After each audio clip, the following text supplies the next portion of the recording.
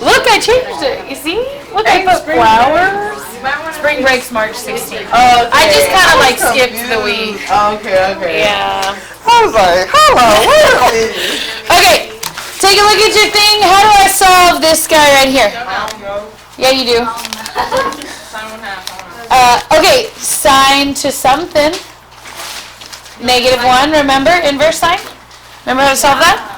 Okay, so if I have, I'm going to write this bigger, sine theta equals 1/2, then the way that you cancel out a sine is you apply an inverse sine. And then what happens with the inverse sine and the sine? And then we'll do this using our circle. You remember?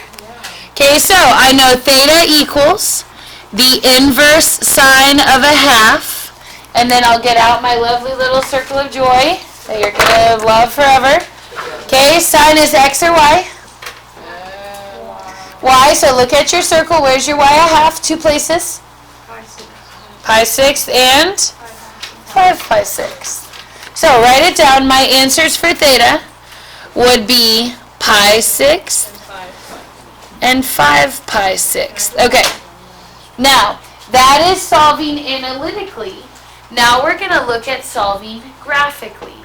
We've covered these graphs for 100 years. You know how they look. Where does sine always start? 0. In the middle, unless you shift it around. But if this is a regular sine theta, it's normal. Okay? Now, draw in where 1/2 would be on your graph. In between. Okay, it's labeled. So this is 1.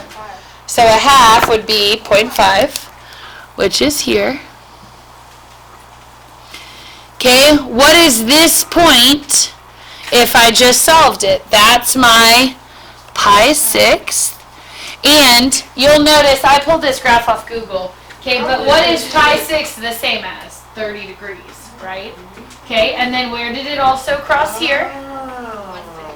Okay, 150, which is the same as 5pi/6. Okay, but here's the bad news. Your little circle only goes from 0 to 360. And that's it. But what does the sine graph do? Goes forever and ever and ever and ever and ever. Forever and ever and ever. So how many times is sine going to hit this line? Forever, right? It's just going to keep hitting the same line over and over again.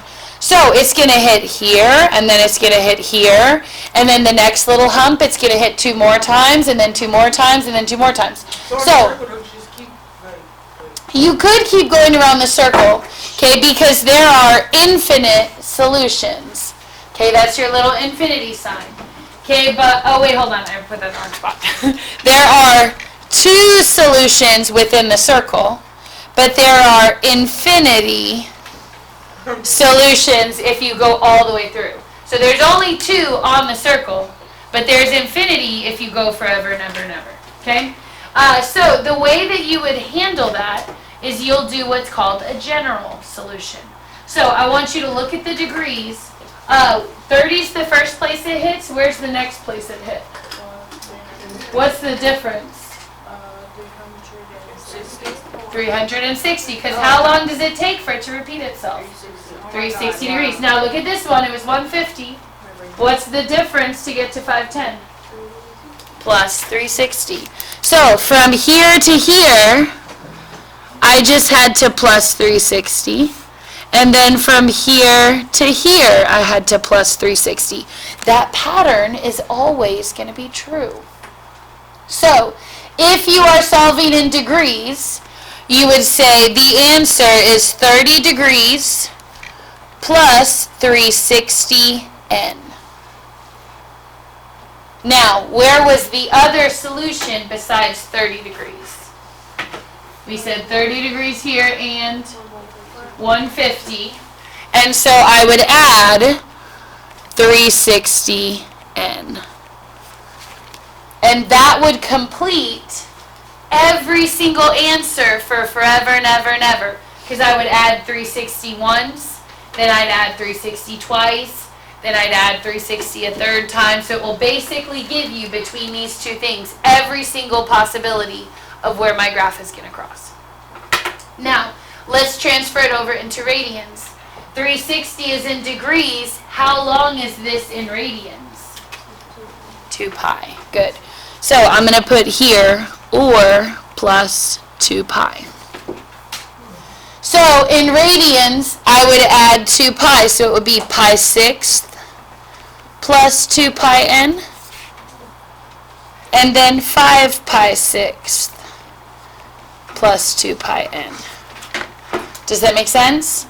So these are your general solutions in degrees and then also in radians. Okay? Now we're going to do the exact same thing for cosine. Okay, so now I want cosine theta to be a half. Well, how do I cancel the cosine out? Cos negative 1, that's inverse cosine. So cosine and inverse cosine cross out. I have theta equals the inverse cosine of a half. Then I go to look at my circle. Do I want x or y to be a half? Okay, I want x to be a half. So I'm looking at my graph here. Where's x a half? 2 places. Okay, pi thirds at the top, and then also where? Right here. You can't see it, but it's 5 pi thirds. So write those two down. Pi thirds and 5 pi thirds. Okay, now, real quick before we draw it, what is pi thirds the same as in degrees? 60. And what is 5 pi thirds in degrees? Okay, now let's draw it on our graph. Here's a half. Where does it cross? At 60 and 300. Exactly like we expected. But remember, how many times will it cross those forever, never, never? A lot. Infinity, right? So what I would do is I would say my solution is going to be, this one is in degrees, so it would be 60 plus 360n and 300 plus 360n. And then for my other one, yes, I'd put 2 pi n and 5 pi thirds plus 2 pi n. Does that make sense? So the general or complete solution is you giving what's the value and then any 360 after that, or any 2 pi after that. Okay? You don't have to solve it. Good? Now, let's say, because that's a good question, okay, what Ariel said, if you had to solve it, okay, what would you do? You'd do 60 plus 360. What would my next place it would cross be? 420. Then I'd add 360 again. I'd cross again at 780. Then I could start at 300. What's 300 plus 360? It would cross at 660. You see what I'm saying? So the general solution gives you every single one without you having to find each one. Okay? All right, flip over to the back.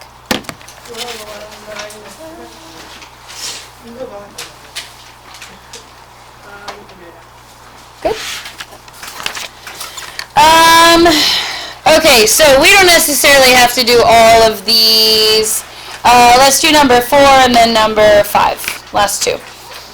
Okay, 4 and 5, and then we'll do inverse. So now we're not going to keep graphing it. You know what the cosine graph looks like. You know it's going to cross over and over again. We figured that part out. Okay, how do I cross out the cosine? Inverse cosine. So I'll do cos negative 1, cos negative 1. So cosine and inverse cosine cross out. I want the inverse cosine of root 2 over 2. Then I'm going to look on my circle for cosine, which is x or y. X to be root 2 over 2. So look on your circle. There are 2 places that should happen. Okay, pi fourths and 7 pi fourths. Write those down. So I'm going to put x equals pi fourths and 7 pi fourths. And then what do I add if I'm in radian mode? 2 pi. 2 pi n and 2 pi n. Now we're going to do them in degree mode. So look back at your circle. What what is pi fourths the same as? 45. What is 7 pi fourths? 315. So I would say it's 45 plus 360n, or 315 plus 360n. But do you see the difference there? Okay, is that here you're calling 2 pi because it's in radians, versus here you're doing 360 because it's in degrees. Now what you'll notice on, I think, most of your assignments is that x was for radians, and I meant to turn that into a theta. Theta is usually for degrees. Okay, so this is supposed to be like a theta because that's degrees. For your homework, yes. Okay, last one we're going to do, take a look at number 5. Sine x equals negative root 3 over 2. Well, then I'll inverse sine both sides. And the inverse sine of sine crosses out. X equals the inverse sine of negative root 3 over 2. And then I'll look on my circle for that as an x or a y. Sine is a y. Where is y? Negative root 3 over 2. Negative root 3 over 2 here at 4 pi thirds and 5 pi thirds. What are the degrees associated with those two spots? 240 and 300. Make sense? So, let's do radians first. X equals 4 pi thirds plus 2 pi n and 5 pi thirds plus 2 pi n. Theta equals 240 plus 360n and 300 plus 360. Does that make sense? Okay, so for sine and cosine, your period is 360. We're not going to get into the graphs of all these other functions. All I'm going to tell you is that their period is different. They don't repeat on 360 degrees. They repeat on only 180. They're half. Okay, so for any inverse trig, basically any function besides sine and cosine, it's 180. So I'm going to put 180 degrees or pi. So if it's a sine or a cosine, you're adding a 2 pi or a 360. But if it's anything else, it's 180 if you're in degrees, or pi if you're in radians. So let's do number 7. Okay? I have a cosecant. That's not on my circle. What am I going to flip? Sine. So I'm going to do inverse cosecant on both sides. But then when I get inverse cosecant of 2, I know that that's really inverse sine of a half. And remember how we got that? If I'm going to turn cosecant into sine, I have to remember to flip 2. 2 is 2 over 1, so when I flip it, I get 1 over 2. Good? Okay, then look at your circle. We need to find where sine is a half. Where sine is a half. Where? Okay, write those two down. Pi 6 and 5 pi 6, but when I add, I'm not going to add 2 pi. I'm just going to add pi. Yeah. Because 180 degrees is half of 2 pi, so it would just be pi. Okay, so pi 6 was one, 5 pi 6 was the other. But instead of adding 2 pi n, I'm just going to add a single pi n. Because inverse, for all your other functions besides sine and cosine, have a period that's half the same length. And we're not going to graph those, but I could show you the graph. Do you want to see it? I'll show you after, okay? But your other functions all have a different period. Only sine and cosine are 360. Everything else it's 180. Okay, now let's do it in degrees. Look on your circle. What is pi 6 in degrees? 30. So that'd be 30 degrees plus 180n. And then what would the other one be for 5 pi 6? 150 plus 180n. Okay, The other good news is that your whole test next week pretty much is multiple choice. So if you see a sine or a cosine, what should be here? 360. What if it's not sine or cosine? It should be 180, and that should give you easy eliminations if it's the wrong matchup. Sine and cosine are 360. Everything else is 180. Okay. It'll say general solution and it's multiple choice, so you can look at the answer. Can I take a picture of me in the circle after? Okay, last one we'll do. Let's do number 8. We have another cosecant. How do we get rid of it? Inverse cosecant. Cosecant, inverse cosecant cross out. X equals the inverse cosecant of negative root 2. That's not on my circle, so I'm going to change it to an inverse sign, but I have to flip it. Okay, good. Now, she already fixed it, but when I flip root 2, it's 1 over root 2. That's not on the circle because it's not fixed. But I can fix it by putting, so it's negative root 2 over 2. So I'll put another root 2 over 2 here, and I really just want the inverse sign of negative root 2 over 2. Look on your circle. Sine is x or y? Sine is y. Negative root 2 happens here. What is it? 5 pi fourths and 7 pi fourths. So I would say x equals 5 pi fourths plus 2 pi n? 1 pi n. And 7 pi fourths plus pi n. Okay? Now let's switch it into degrees. 5 pi fourths on your circle. How many degrees is that? 225 plus 360 n? 180 n. And then for my second one, 7 pi fourths, that's the same as 315 plus 180 n. Got it? Yes. Okay, you have like 30 minutes. You want to do a little of the homework or you got it?